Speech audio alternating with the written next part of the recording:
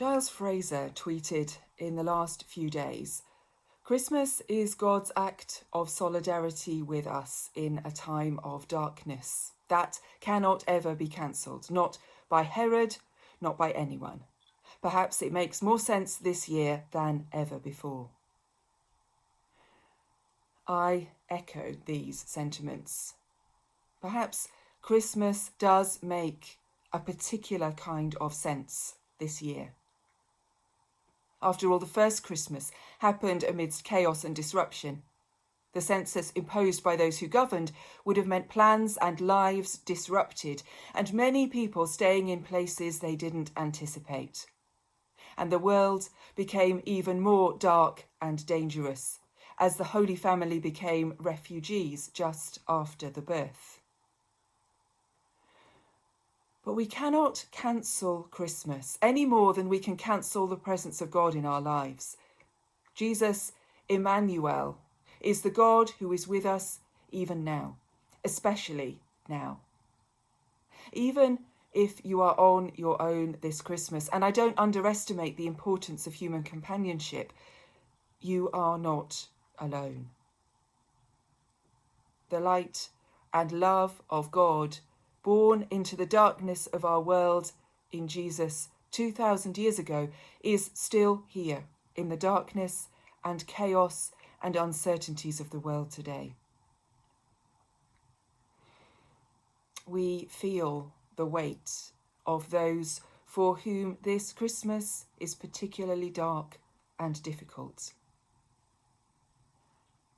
But we also celebrate that the darkness is the place where we meet with God, where we find the light already dwelling, and the darkness cannot overcome it.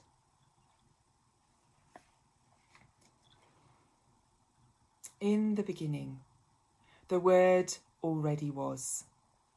The Word was in God's presence, and what God was, the Word was. He was with God at the beginning, and through him all things came to be. Without him, no created thing came into being. In him was life, and that life was the light of humankind. The light shines in the darkness, and the darkness has never mastered it. There appeared a man named John. He was sent from God and came as a witness to testify to the light, so that through him all might become believers. He was not himself the light. He came to bear witness to the light. The true light, which gives light to everyone, was even then coming into the world. He was in the world, but the world, though it owed its being to him, did not recognize him. He came to his own, and his own people would not accept him. But to all who did accept him, to those who put their trust in him, he gave the right to become children of God, born not of human stock by the physical desire of a human father, but of God. So the Word became flesh. He made his home among us. And we saw his glory, such glory as befits the Father's only Son, full of grace and truth.